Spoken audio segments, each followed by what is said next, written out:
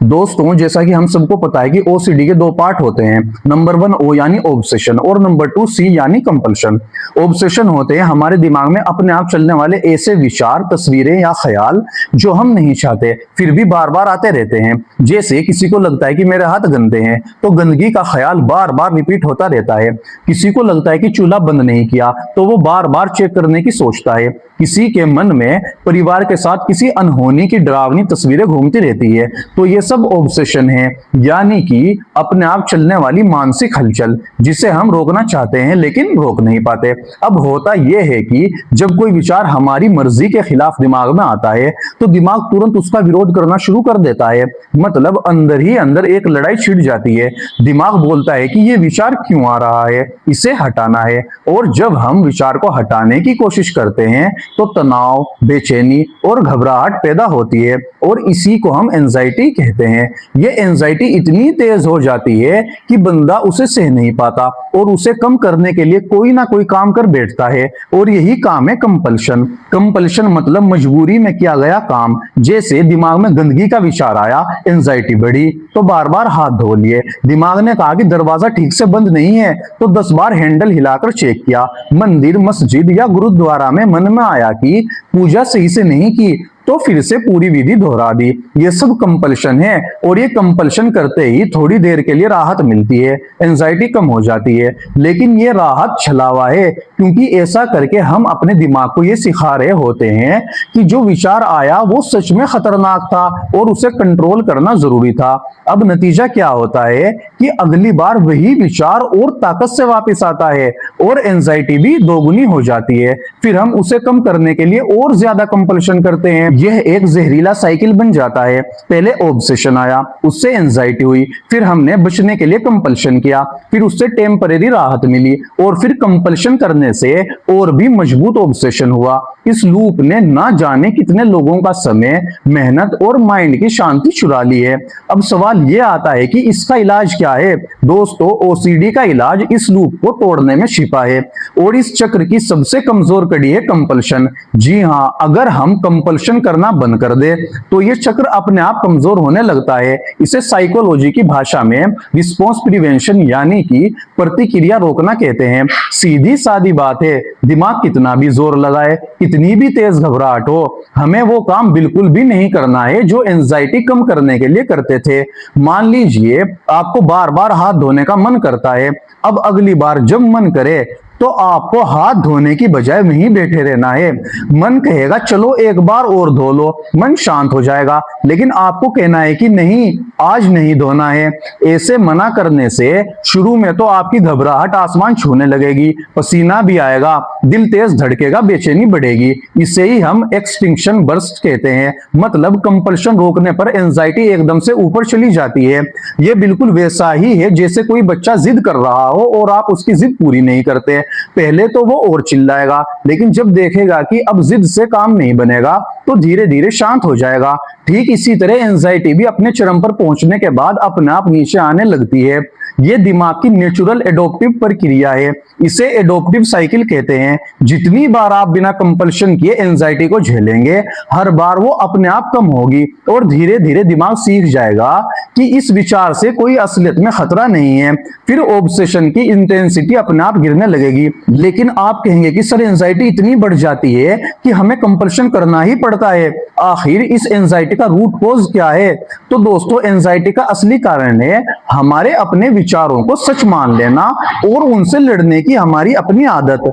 हम ये मान बैठते हैं कि अगर मेरे दिमाग में गंदगी का ख्याल आ रहा है तो इसका मतलब सचमुच गंदगी ही है, या अगर मेरे मन में किसी की डेथ की तस्वीर आ रही है तो कहीं ऐसा सच में ना हो जाए। अब हम क्या करते हैं कि अगर मैंने ये पानी का गिलास नहीं पिया तो घर में किसी की मौत हो जाएगी, या अगर मैंने ये नहीं किया तो बीमारी आ जाएगी। जरा ठंडे दिमाग से सोचो, पानी का गिलास और किसी की जिंदगी का आपस में क्या रिश्ता है? एक कांच का बर्तन और एक इंसान की सांसें, इन दोनों के बीच क्या कोई तार जुड़ा हुआ है? बिल्कुल नहीं दोस्तों, यह जादुई सोच यानी कि मैजिकल थिंकिंग है। इसमें हम दो ऐसी चीजों को आपस में जोड़ देते हैं जिनका कोई वैज्ञानिक या तार्किक लिंक ही नहीं है। दरअसल हमने एक बड़ी भूल कर रखी है।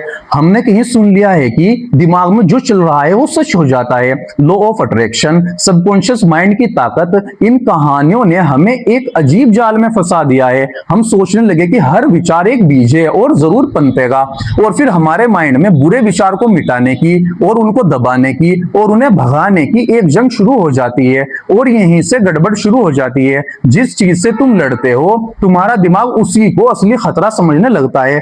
विचार तो पहले सिर्फ एक परछाई था, लेकिन तुम्हारे विरोध ने उसे राक्षस का रूप दे दिया। दिमाग चिल्लाने लगता है कि खतरा है, बचो, और यह खतरे का अलार्म ही एंजाइटी है। अब इस बेचैनी को शांत करने के लिए तुम्हें मजबूरन वो हरकत करनी पड़ती है जिसको कंपल्शन बोलते हैं। जैसे गिलास उठाकर पीना पड़ता है, हाथ बार बार धोने पड़ते हैं, कुछ ना कुछ बार बार चेक करना पड़ता है।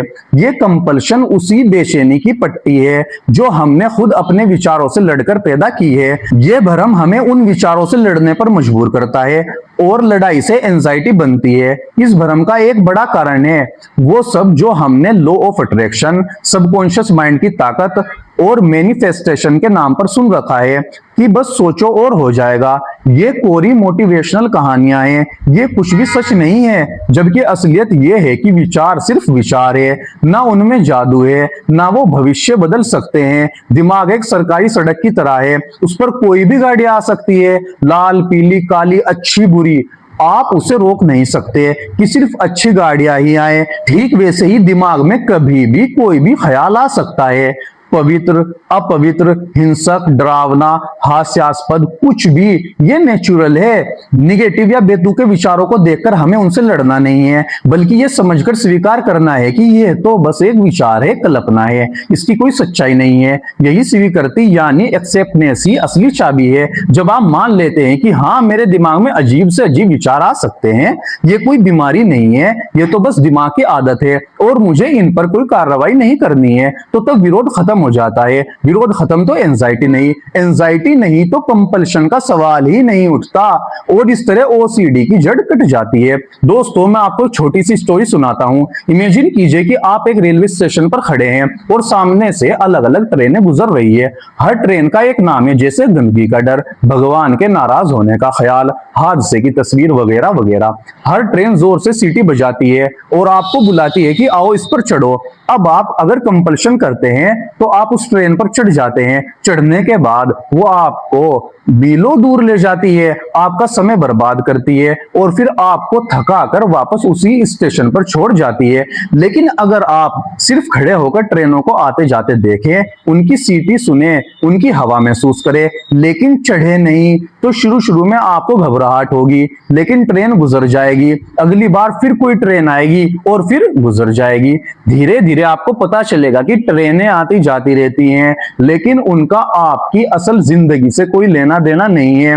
आप तो बस एक साक्षी हैं, दृष्टा हैं। बस हमें भी यही करना है, बिना चढ़े ट्रेनों को यानी विचारों को जाने देना है। यही है सीबीटी का तरीका। विचारों को विचार समझो, सत्य मत मानो, उनको आने दो और जाने दो। एंजाइटी बढ़े तो उसके साथ बैठो, उसे महसूस करो, पर कंपल्शन मत करो। शायद पहले दिन 10 मिनट बैठना पड़े, दूसरे दिन 8 मिनट, तीसरे दिन 5 मिनट। धीरे धीरे एंजाइटी की अवधि और तीव्रता दोनों घटने लगेगी। इस अभ्यास को हम सीबीटी यानी कॉग्निटिव बिहेवियरल थेरेपी की सबसे असरदार तकनीकों में से एक मानते हैं। और यकीन मानिए, दुनिया भर में लाखों लोगों ने इसी तरीके से ओसीडी को मात दी है। तो दोस्तों, आज की बात का सार इतना है कि ओसीडी को हराने के लिए ना आपको कोई जादू चाहिए, ना ही सालों की थेरेपी, बस 3 कदम। पहला, समझो कि विचार सिर्फ विचार है, सत्य नहीं। दूसरा, आने वाले किसी भी विचार से लड़ो मत, उसे स्वीकार करो। तीसरा और सबसे जरूरी, कंपल्शन मत करो। चाहे एंजाइटी कितनी भी बढ़ जाए, हार मत मानो, बस देखते रहो। तुम्हारा दिमाग खुद ब खुद शांत होना सीख जाएगा। दोस्तों, मुझे उम्मीद है कि इस वीडियो ने आपको ओसीडी से निपटने का सही रास्ता दिखाया होगा। ये जानकारी जितनी सरल लग रही है, अमल में लाने पर उतनी ही गहरी और असरदार है। अगर आपको ये वीडियो मददगार लगा हो तो नीचे कमेंट में अपना अनुभव जरूर लिखें और वीडियो को शेयर करें ताकि किसी और जरूरतमंद तक पहुंच सके। और हाँ, अगर आपने अभी तक चैनल को सब्सक्राइब नहीं किया है तो वो लाल बटन जरूर दबाएं ताकि मानसिक सेहत से जुड़ी ऐसी ही प्रैक्टिकल जानकारियां आप तक सबसे पहले पहुंचे। अपना ख्याल रखें, दिमाग को समझदारी से दोस्त बनाइए और हाँ, विचारों की ट्रेनों में सवार होने से बचिए। मिलता हूं अगली वीडियो में। धन्यवाद।